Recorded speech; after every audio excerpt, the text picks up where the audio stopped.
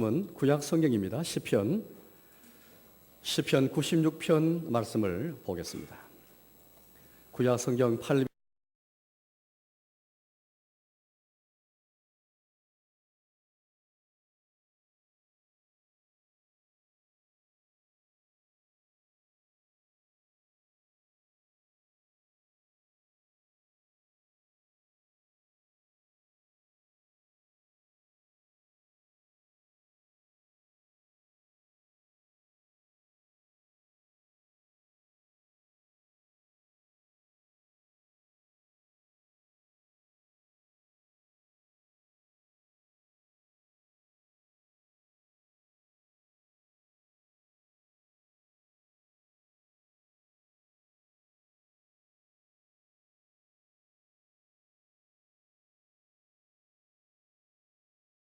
종기와 위엄이 그의 앞에 있으며 능력과 아름다움이 그의 성소에 있도다.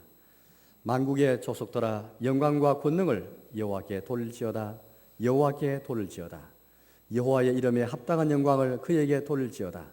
예물을 들고 그의 궁정에 들어갈지어다. 아름답고 거룩한 것으로 여호와께 예비할지어다. 온 땅이여 그 앞에서 떨지어다. 모든 나라 가운데서 이르기를 여호와께서 다스리시니 세계가 굳게 서고 흔들리지 않으리라. 그가 만민을 공평하게 심판하시리라 할지로다.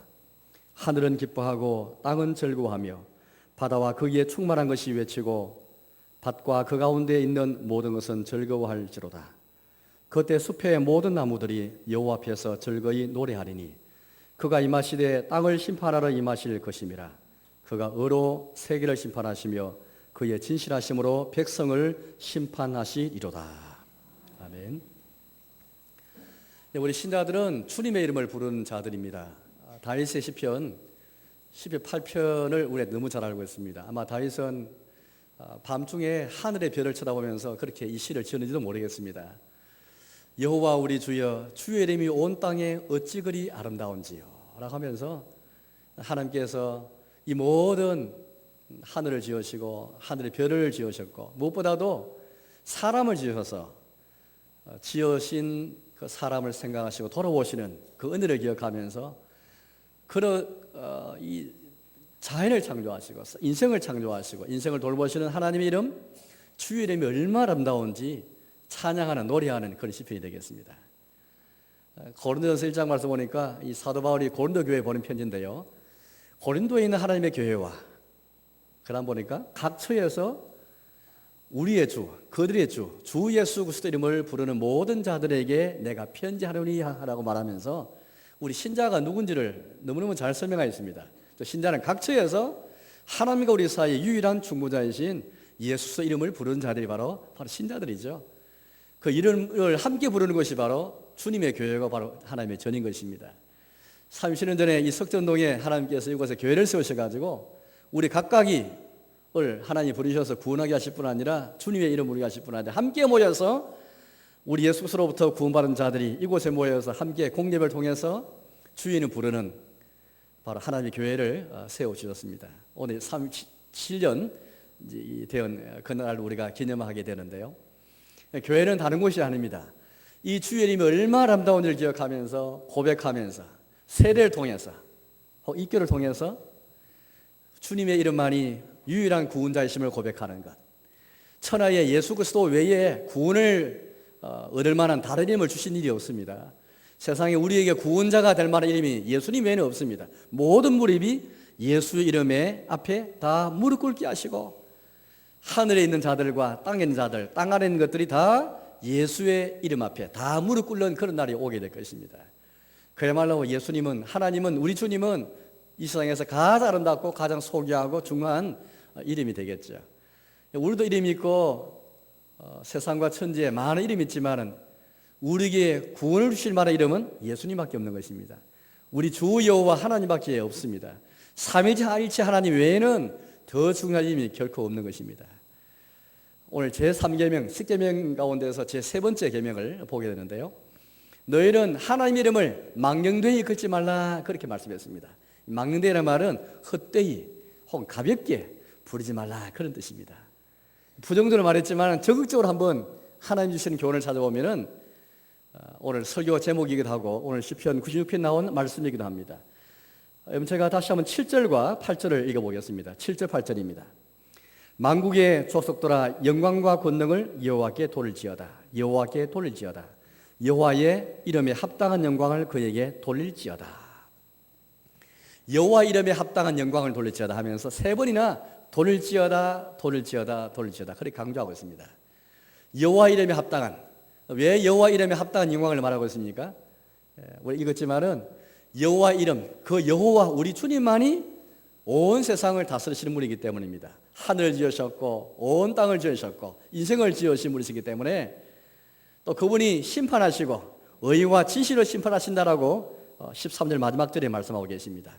여호와가 우리의 주가 되셔서 온 세상을 다스리시고 창조하실 뿐 아니라 공평하게 다스리시고 심판하시는 의와 공평과 진실함을 다스리시는 그 주님을 생각하면서 또 구원하신 주님을 생각하면서 그의 이름에 합당한 영광을 돌려라 돌릴지어다 그렇게 말하고 있습니다. 어떻습니까? 우리는 주의 이름에 합당한 영광이라는 말이 굉장히 흥미로운 그런 용어인데요. 영광이라는 말은 히브리어 말로 카봇이라는 그런 말이 되겠습니다. 근데 이 말이 어디서 왔냐 하니까 무겁다는 동사에서 왔는데요. 그 동사 이름은 카밭입니다. 이 카밭이 동사고 카봇은 명사인데 무겁다는 말과 중하다, 무겁다는 말과 영광이라는 말은 깊은 관계에 있습니다. 하나님의 이름을 무겁게 하는 것, 가볍게 여기지 않는 것, 바로 그것이 주님께 모든 영광을 돌리는 것입니다. 하나님 이름에 합당한 영광을 내가 돌려야 하는 것은 주의 이름을 내가 가볍게 생각하고 가볍게 여기고 내가 주께 돌아가야 할 영광을 내가 가로채는 것이 바로 주의 이름을 망령되이 이끄는 것입니다. 세상에 우리 부모님의 조남도 있고 또 귀중한 이름들이 많이 있지만 함부로 그렇게 이름 부르지 않습니다. 마찬가지일 것 같은데요. 우리 주님은 창조주시고 우리 구원자이시고 심판자이시고 다스림물이신데 우리 왕이신데 함부로 왕의 이름을 그렇게 우리가 쉽게 이렇게 생각 없이 부르지 않을 것입니다. 그분 이름에 합당한 영광과 권능을 돌리는 이게 여러분들 바로 신자고 이게 바로 교회인 것입니다. 그런 주님의 이름에 합당한 영광을 돌리며 사는 사람이 이걸 인생의 목표로 정하고 살아가는 사람이 오직 하나님의 영광 이 원리를 가지고 살아가는 사람 그런 사람은 늘 주의 이름에 합당한 영광을 돌리면서 그렇게 찬송하면서 기도하면서 전도하면서 오늘 시편 96편 말씀 보니까 여호와 이름에 합당한 영광을 돌리라 말씀해놓고 그 여호와 이름을 부르면서 송축하면서 찬송하면서 또 기도하면서 그분 이름을 고백하면서 또 그분 이름을 많은 사람에게 전파하면서 알리면서 살아가는 아주 구체적으로 그분 이름에 합당한 영광을 돌리는 것이 무엇인지를 너무너무 잘 우리에게 설명해 주고 있습니다. 주님의 이름에 합당한 영광을 돌리는 것은 다른 말 하자면 그분 이름을 고백하고 내 개인이 고백할 뿐 아니라 많은 사람 앞에서 고백할 수 있고 또 그 이름을 이웃에게 전할 수 있고 선포할 수 있고 전도를 통해서 알릴 수 있고 기도를 통해서 그 이름을 부르면서 하나님 의지하고 찬송하면서 그분 이름을 높이고 노래하는 것 이게 바로 우리 모든 신앙생활과 관계되는 것이 바로 제3계명인 것입니다. 부정적으로만 하나님 이름을 막내에 걷지 말라라고 말하니까 너무 좁은 그것을 생각할 수 있는데 그렇지 않습니다. 오늘 제3계명은 우리 인생의 목표 우리 인생의 최고 목적은 하나님을 영원하게 하고 그분을 영원히 절구하는 것 항상 절구하는 것 그 인생의 목표와도 깊은 관계 있는 것입니다. 사랑하는 여러분 주님의 이름을 합당한 영광을 돌리며 살아가는 삶 바로 그것은 우리의 내면과 우리 인생의 자세에 있어서 주의 이름을 대할 때에 공경과 두려움과 신뢰와 진실함으로 대하는 그런 자세를 가질 것입니다. 가볍게 대하는 게 아니고 주의 이름을 향한 공경하는 마음이 있는가 두려운 마음이 있는가 진실한 마음이 있는가 신뢰하는 마음이 있는가 그런 내면과 자세를 가지고 그분 이름을 부르는 것일 것입니다. 구약시대 때 유대인들은 주의 이름에 대한 영광을 너무 깊이 생각하다 보니까 함부로 주의 이름을 부를 수가 없었습니다. 하나님께서 자기 백성을 애굽에서 구원하시기 위해서 모세에게 먼저 나타나시는데요. 모세에게 나타나실 때에 자기를 먼저 알려주셨습니다. 모세가 이렇게 먼저 주님께 물었습니다. 당신 이름이 무엇입니까? 라고 물었을 때에 하나님께서 모세에게 자기 이름을 계시하시는데 우리 아는 것처럼 여호와니라 라고 말씀하셨고 그 뜻은 나는 스스로 있는 자니라 라고 뜻을 풀이해 주셨습니다. 그렇죠. 우리 주님은 여호와로서 스스로 계신 분이십니다. 어느 무엇에도 어느 사람에게도 어떤 세력에도 전혀 의존치 않는 독립하게 계시는 홀로 한 분이신 홀로 계신 창조주시기 때문에 어느 무엇에도 의존치 않는 참된 신이시면서 유일하신 분이시죠. 그 여호와의 뜻이 되는 것입니다. 그런데 여러분들, 하나님께서 모세에게 분명히 자기 이름 알리셨지만은 모세를 통해서 출애굽기, 바로 그 장면이 나오는 출애굽기인데요. 그 성경을 기록할 때에 모세를 비롯해서 또 그 뒤에 성경을 기록하는 사람들이 여호와 이름 부를 때 사실은 여호와 이름이 진짜 이름인지는 우리가 알 수가 없습니다. 왜냐하면은 유대인들은 주님의 이름을 부르는 것이 너무나 그렇게 무섭고 두려우기 때문에 감히 하나님 이름을 발음하는 것을 원치 않았습니다. 우리는 여호와를 알고 있지만은 어떤 사람은 여호와보다는 야훼에 더 가깝다라고 말하는 사람도 있습니다. 중요한 것은 여호와든 야훼든 간에 주 이름을 향한 공이 너무 커가지고 너무 무섭고 너무 두려워서 한번 부를 수 없어서 아예 그 이름의 발음을 알지 못하게 그렇게 만들어 말았습니다. 물론 유대인들은 너무 극단적입니다. 너무 극단으로 나가서 주의 이름을 아예 부를 수 없었는데, 그러나 성경 어디에도 주의 이름을 부르지 말라라는 것은 성경에 전혀 없습니다. 우리는 예수님 때문에 하나님의 이름을 자유롭게 부를 수 있는 특권을 받았죠. 예수님의 보혈 때문에, 예수님의 사랑 때문에 하나님의 보좌 앞에 나가서 하나님을 아버지로 부를 수 있고, 예수님을 우리의 주라 부르면서 그분의 이름을 찬양하면서 그분의 면을 앞에서 주 앞에 나와 기도할 수 있는 특권, 이 자유, 그건 예수님 때문에 가능한 일이었습니다. 예수님이 아니었더라면 우리는 여전히 우리 무서움 속에서, 거룩함 속에서 하나님의 이름을 함부로 부를 수 없을 것인데, 예수의 이름으로 말미암아 예수님 때문에 하나님의 이름을 부를 수 있는 자가 되었습니다. 따라서 우리는 제3계명의 말씀에 의해서 하나님 이름을 가볍게 부르는 것이 너무 무서워가지고 조금 더 주의 이름을 아예 부르지 않는 것이 아니고 남용해서 않는다는 뜻을 이 제3계명을 통해서 우리는 교훈을 받을 수 있겠습니다. 우리는 실로 너무 쉽게 하나님 이름을 부를 때가 많이 있는 것 같습니다. 아무 생각 없이, 공경하는 마음이 없이 주의 이름에 합당한 영광을 생각하면서 주의 이름을 무겁게 생각하면서 그렇게 불려야 할 텐데, 때로 우리는 의식하지 못한 가운데 너무 쉽게, 너무 자주 이렇게 하나님 이름을 부를 때가 많이 있는 것 같습니다. 바로 그것이 바로 주의 이름을 막는 데 일컫는 것입니다. 어떠세요? 여러분의 생활 속에서 혹시 너무, 물론 경건을 가장하고 신앙을 가장해서 혹은 기도한다는 그런 밀명하에 하나님 이름을 너무 쉽게 가볍게 부르는 것도 한번 우리가 생각해야 보할 점이죠. 어떤 상황이든 아무 상황에서도 주의 이름을 부르는 것은 더 옳지 못합니다. 예컨대 시합을 하고 경기를 하든지, 시합에 이기면 주의 이름을 높이는 것이고 시합에 지면 마치 주의 이름이 떨어지는 것처럼 내 이익을 위해서, 내가 바라는 목적을 위해서, 내가 바라는 그 목표를 위해서 주의 이름을 이용하는 것도 바로 하나님 이름을 막는 데 일컫는 것입니다. 그런 식으로 주의 이름을 이용해서는 안 되겠죠. 대학에 합격하기 위해서 주의 이름을 이용한다면 그것도 역시 마찬가지입니다. 그렇다면 여러분들 불합격하면 하나님 이름이 떨어지는 것입니까? 하나님 이름이 땅에 떨어지는 것입니까? 그렇지 않습니다.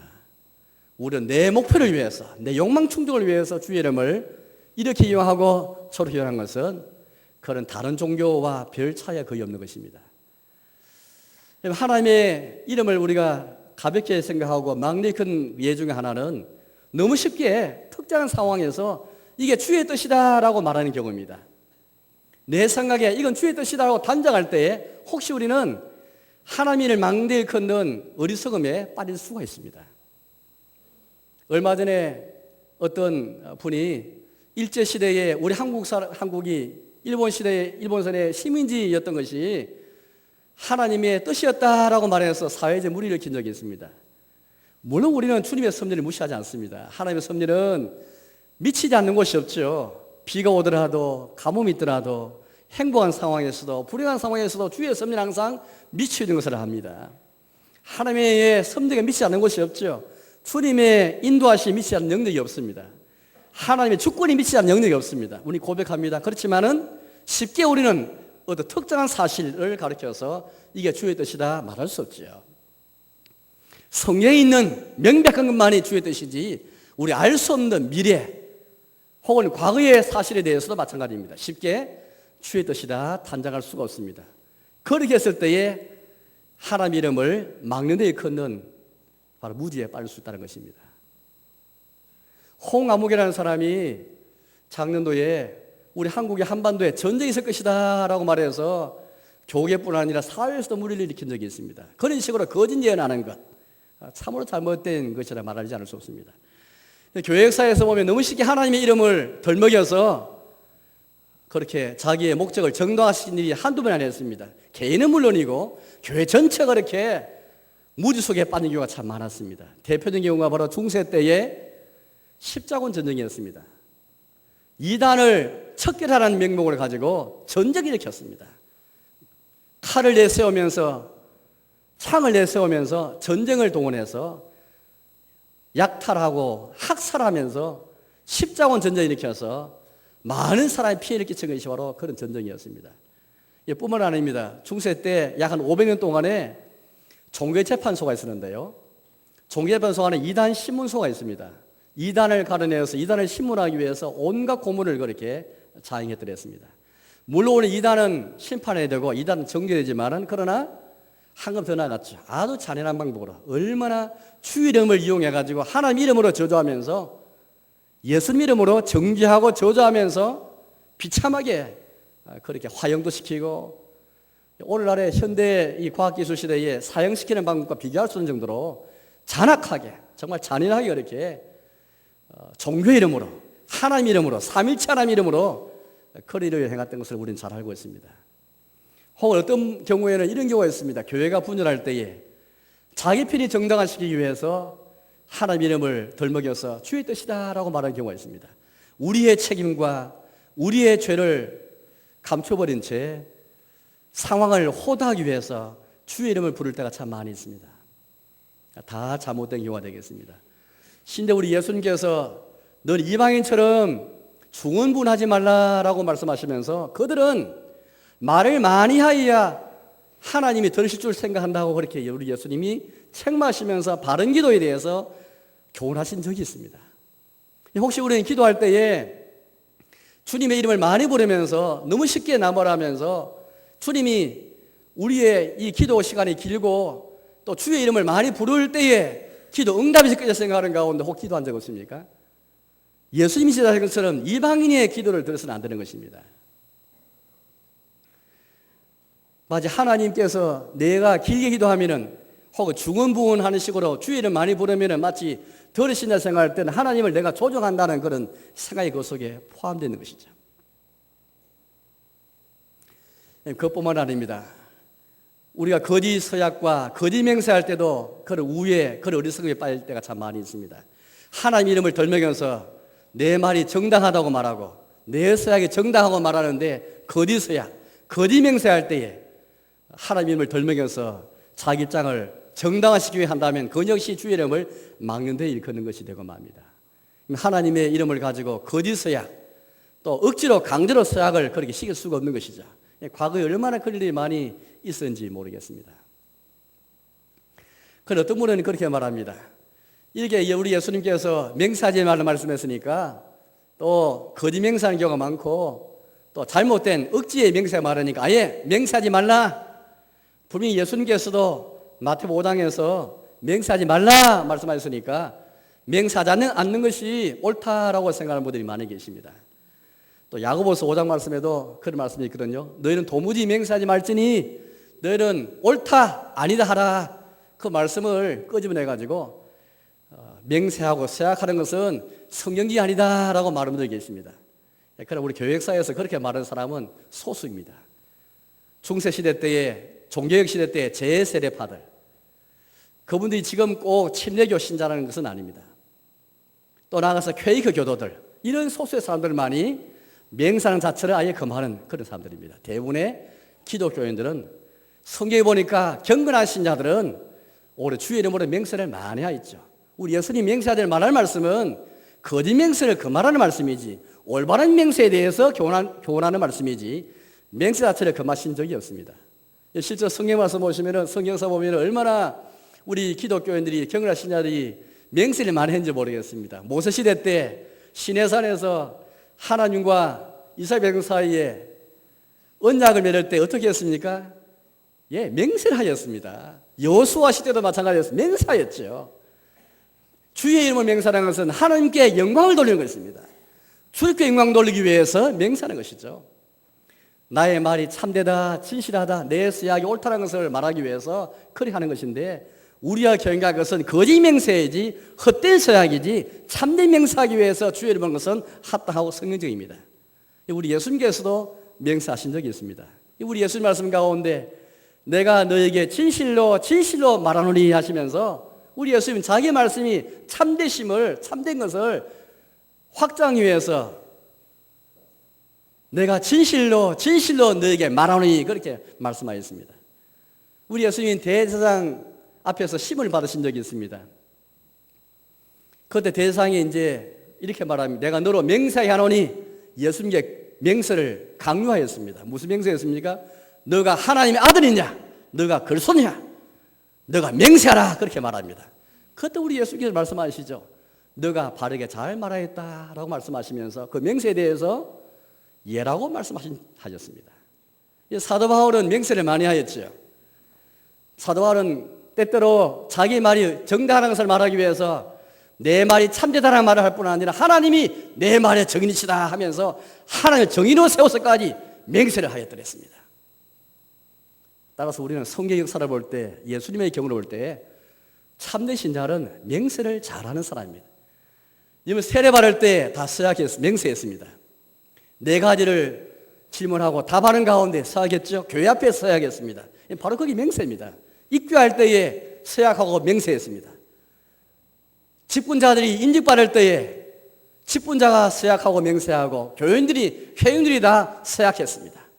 실로 성도는 교회는 맹세의 사람이고 서약의 사람인 것입니다.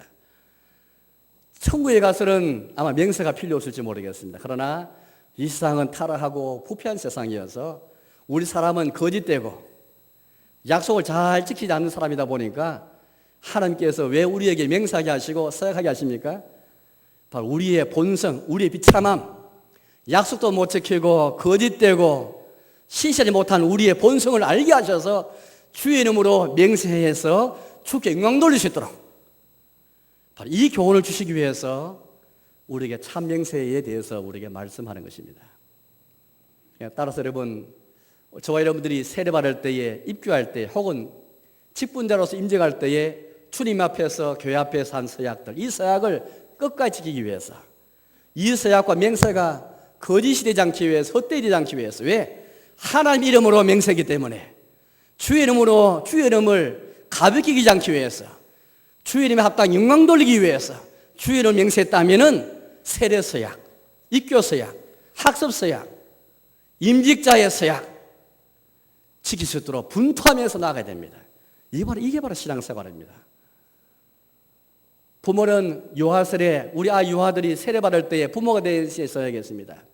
이 아이가 장성해서 스스로 신앙 고백할 때까지, 스스로 교회 앞에서 주님 앞에서 주의 이름을 고백할 때까지 이 서약을 지키기 위해서 부모는 분투하며 싸워가야 됩니다. 이게 바로 신앙생활입니다.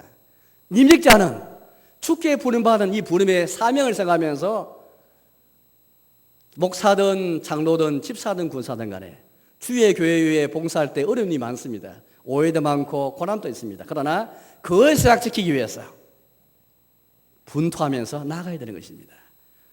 실로 참 경건한 신자와 교회는 서약을 잘 지키기 위해서, 맹세를 잘할 뿐 아니라 지키기 위해서, 제3계명 지키기 위해서 주의 이름으로 맹세하고 서약이기 때문에 그 주의 이름 앞에 욕되지 않기 위해서 애를 쓰는 것입니다.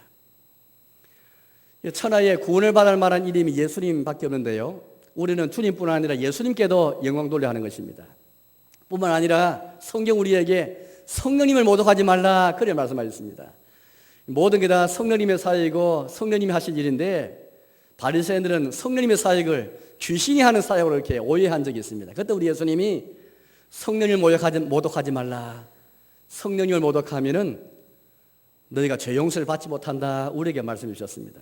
따라서 우리의 신앙생활에서 성부와 성자와 성령 이름에 합당 영광 돌리는 것이, 합당한 권능과 영광 돌며 살아가는 것이 바로 신앙생활인 것입니다.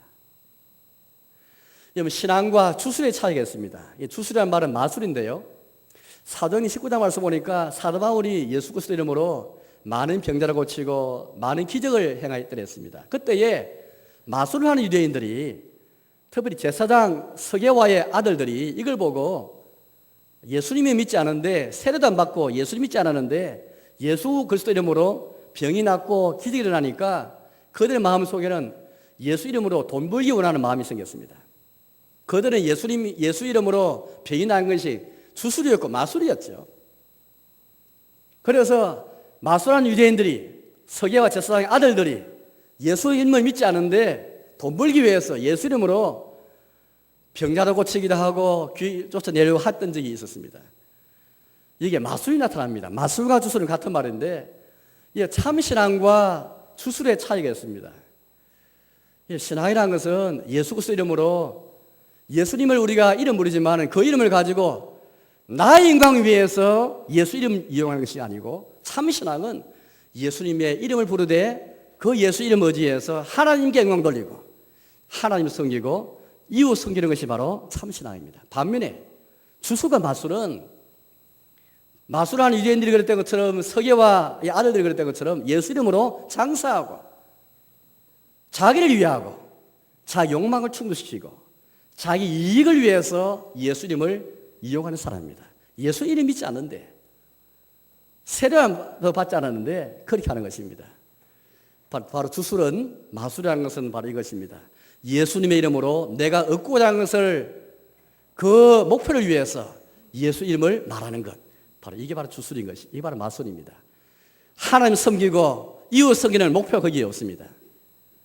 하나님 섬기는 게 아니고 하나님을 지배하고 내가 얻기 위해서, 내가 목표하는 것을 얻기 위해서 예수 이름 말할 뿐이지, 예수 이름을 말하지만 하나님 섬기는 마음이 없습니다.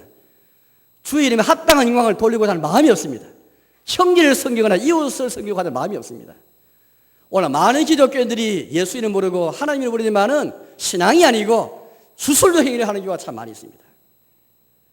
오늘 기독교 문제는 참 신앙이 아니라 주술의 차원으로 타락한 것에 문제가 있습니다. 우리가 주의 이름 많이 부르지만 얼마나 주의 이름에 합당한 영광을 돌리기 위해서 내 자신이 이익이 없더라도, 내가 손해보더라도, 내가 요구하는 일이 이루지 못한다 할지라도 주께 영광 돌리기 위해서, 하나님을 섬기기 위해서, 이웃 섬기기 위해서 얼마나 주의 이름 부르는가. 참 신앙이냐, 우리의 신앙을 주술의 차원으로 전락시켜버리느냐. 오늘 우리 주변에 얼마나 종교가 많이 있습니까? 그 종교를 가만히 보십시오. 과연 우리가 참된 신앙을 성경을 통해서 우리 말씀하신 것처럼 그들이 신을 의지하고 종교 이름을 빙자하지만은 과연 그들의 신을 섬기고 이웃 섬기고자 원하는 마음이 있는지, 그걸 의도하는지 잘 생각해 보십시오. 어쩌면 우리 기독교는 타 종교나 많은 사람에서 이런 비난을 받을 수가 있습니다. 너희 기독교인은 왜 늘 신께 영광 돌리기를 원하느냐? 그 하나님이 이기지게 하느냐? 그렇게 물을 수가 있습니다. 그러나 그걸 잘 몰라서 그렇죠. 우리 하나님 우리의 창조주시고 우리 구원자시기 때문에, 또 우리를 다스리시는 분이시기 때문에 그의 이름에 합당한 영광 돌릴 때에 그 인생의 목표가 있고 그 인생의 소망이 있고 거기 인생에 구원이 있고 인생에 위로가 있는 것을 믿지 않습니까? 우리가 제3경을 생각하면서 우리는 주의 이름을 막는 데 크는 것은 곧 주술적 의미에서 주의 이름 부르는 것입니다. 우리가 주의 이름으로 기도하든지 찬송하든지 고백하든지 주의 이름을 사랑하든지 주의 이름으로 우리가 전도하든지 간에 어떤 경우든 간에 내가 예수 이름 불러서 참되게 하나님께 돌려드려야 할 영광을 돌리고 있는가, 이웃을 섬기고 있는가, 주님을 예비하고 주를 섬기는가를, 그 진정성을 한번 살펴봐야 할 것입니다. 지난 37년 동안 우리 교회는 주의 은총 가운데 살아왔습니다. 우리 개인이 또 우리 교회가 하나님의 집으로서까지 살아왔습니다. 이제 이 시점 서서 한번 우리 자신을 돌아볼 때에 과연 우리 자신들이 또 우리 교회가 얼마나 이 지역사회에서 주의 이름에 합당한 영광을 돌리며 우리가 지내왔는가. 과연 우리 교회가 주의 이름을 고백하고 찬송하며 예비하며 주의 이름으로 하나님을 섬기고 이웃을 섬기는 그런 교회인가. 이런 기준을 가지고 우리 자신과 우리 교회를 그렇게 돌아봐야 할 것입니다. 사랑하는 교회 여러분, 하나님의 이름에 합당한 영광, 주의 이름의 부유함, 이걸 우리의 말과 생활을 통해서 고백하고 나타내는 것, 그게 바로 제3계명의 정신입니다. 그렇다면 우리의 내면과 자세에서부터 공경과 두려움, 신뢰와 진실함을 가지고 주의 이름을 대해야 되겠습니다. 나아가서 우리의 삶에서 늘 어떤 상황에서든 간에, 행복할 때든 불행할 때든 간에 주님은, 주의 이름은 늘 찬양받기 합당하신 분이신데, 우리의 찬송을 통해서, 공립을 통해서 찬송할 뿐 아니라 우리의 모든 개인의 삶에서도 찬양을 통해서 주의 이름을 노래하는 삶. 오늘 여기도 보니까 2절에 그렇게 말씀했지 않습니까? 2절입니다. 여호와께 노래하여 그의 이름을 송축하며, 주의 이름을 노래하면서 송축하는 삶. 시편의 전체 150편의 교훈은 바로 이것입니다. 어떤 상황이든 간에 주의 이름을 찬양하는 것은 중단할 수가 없는 것이죠. 심지어 사망의 줄이 나를 두르고, 오늘 새벽에 우리가 본 시편 116편 말씀처럼요, 사망의 줄이 우리를 두르고 소월의 고통이 내게 이르렀어도, 환난과 슬픔을 내가 만났을 때에도 주의 이름에 합당한 영광을 돌리고 권능 돌리면서 그 이름 의지해서 기도하는 사람, 바로 그게 성도고 바로 교회인 것입니다. 우리 하나님의 이름을 늘 어떤 상황에서도 찬송뿐 아니라 고백자가 되어야 합니다. 하나님 앞에서는 물론이고 사람 앞에서도 주의 이름을 고백할 수 있겠는가? 물론 때로는 침묵할 때가 있습니다. 침묵해야 할 때가 있습니다. 예수님께서도 때로 침묵하시기도 해 주셨습니다. 우리의 속담에도 그런 말이 있지 않습니까? 침묵은 금이다 라는 그런 말이 있습니다. 진주를 돼지에게 드리지 말라라는 말씀을 예수님 하시는데, 때로 어떤 상황에서는 침묵이 말하는 것보다 더 좋을 때가 있습니다. 예수님께서도 그렇게 하신 적이 있습니다. 그러나 대개는 산 앞에서 주의 이름을 우리가 고백하며 사는 것, 공적으로 고백하며 사는 것, 얼마나 중요한 제3계명을 지키는 것이죠. 뿐만 아니라 주의 이름 부르면서 기도하는 것, 기도하는 것은 다른 것이 아닙니다. 주의 이름에 우리의 구원이 있고, 주의 이름 부른 자가 구원을 받고, 주의 이름에 우리의 소망이고 유료가 있는 것을 믿으면서 주의 이름을 간절히 찾고 부르는 것, 바로 그게 기도인데, 그게 바로 제3계명 지키가 나는 것입니다. 부정적으로 하나님을 막내에 걷지 말라 했으니까 부정적으로만 잘 지켜가면 그게 계명을 완수한 것이 아니고, 적극적으로 하나님 이름을 산 앞에서도 공적으로 고백할 수 있고 송축하면서 기도하는 가운데 나가는 사람입니다. 더 나아가서 전도하는 사람입니다. 오늘 말씀 보니까 이제 그런 말씀이 있는데요, 제가 2절과 3절을 제가 읽어보겠습니다. 2절을 다시 보겠습니다. 여호와께 노래하여 그의 이름을 송축하며 그의 구원을 날마다 전파할지어다. 그의 영광을 백성들 가운데에, 그의 기이한 행적을 만민 가운데에 선포할지어다. 하나님의 구원, 주의 이름을 만민에게, 많은 사람에게, 백성에게 전파하고 선포하는 것입니다. 바로 그게 전도지 않습니까? 전도는 다른 게 아닙니다. 우리의 귀하고 아름답고 부유하신 주님의 이름을 다른 사람이 알리고 전하는 것입니다. 이게 바로 전도인 것이죠. 오늘 여기 시편 96편 말씀 보니까 모든 만민의 족속들아 그렇게 말하고 있고요. 7절 말씀 보니까 만국의 소속들아, 모든 나라, 모든 족속이 포함되어 있습니다. 함께 나와서 주의 이름이 교회만 계시된 것이 아니고 온 땅에 만국의 족속들에게 계시될 때에 그들도 나와서 주의 이름을 찬양할 수 있도록 고민해 주고 있습니다. 심지어 온 땅이 떨면서 주의 이름을 송축하라, 영광을 돌리라 그렇게 말하고 있습니다. 1절도 보니까 이렇게 말씀 나오는데요, 새 노래로 여호와께 노래하라, 온 땅이여 여호와께 노래할지어다. 온 땅, 이 온 땅은 저 뒤에 보니까 11절 보니까 하늘은 기뻐하고 땅은 즐거워하며 라는 말씀이 나옵니다.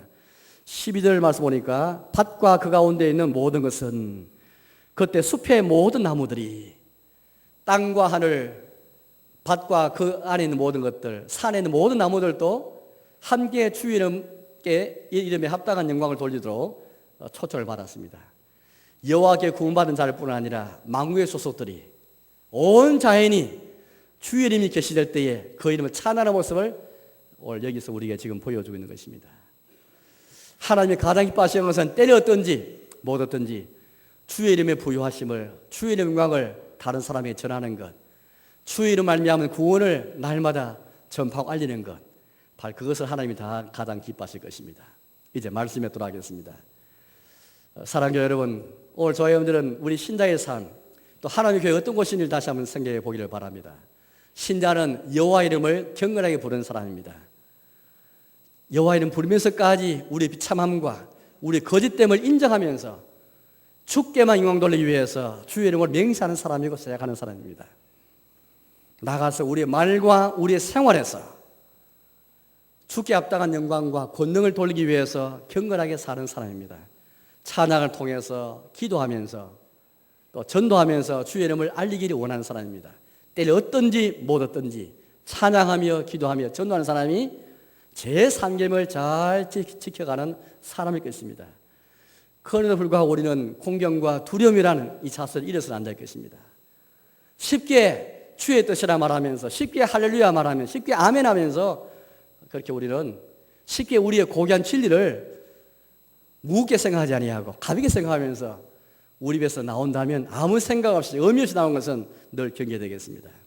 아무쪼록 우리 설립 기념일을 맞아서 우리 교회가 늘 주의 이름의 부유함을 깨닫고 이 부유한 주의 이름을 자랑하면서 고백하면서 찬송하면서 또 그 이름을 전파하면서 전도하면서 또 우리 각각은 우리 개인의 삶에서 늘 주의 이름을 부르면서 그렇게 해서 주의 이름을 찬송하고 기도하며 다윗처럼 여호와 우리 주여 주의 이름이 온 땅에 어찌 그리 아름다운지요 주의 이름의 아름다움을 주의 이름의 영광과 영화를 찬송하며 살아가시는 저와 여러분 되시기를 주님의 이름으로 축원합니다.